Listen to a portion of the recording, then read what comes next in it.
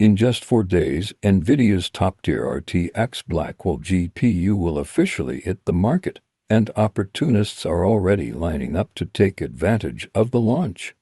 Each year, a familiar pattern unfolds: individuals determined to profit flood the scene, aiming to grab the latest GPUs. They often secure a handful of units at retail prices, only to flip them for exorbitant amounts on platforms like eBay.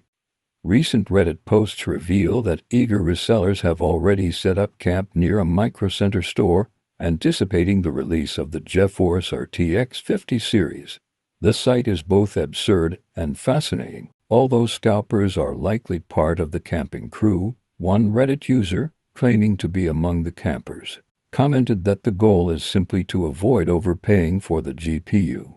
Well, best of luck with that, especially given the stock levels we'll discuss next. Interestingly, the launch of NVIDIA's RTX Blackwell GPUs is expected to stand out from previous releases due to significantly limited inventory.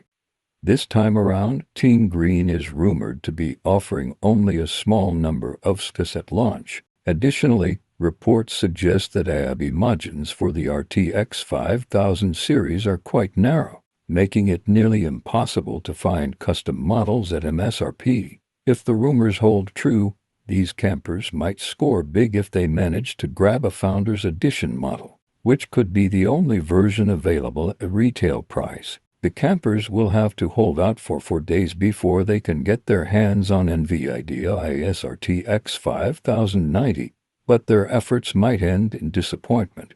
With inventory levels reportedly very low, NVIDIA has also allegedly taken steps to prevent the first wave of SKUs from ending up with scalpers.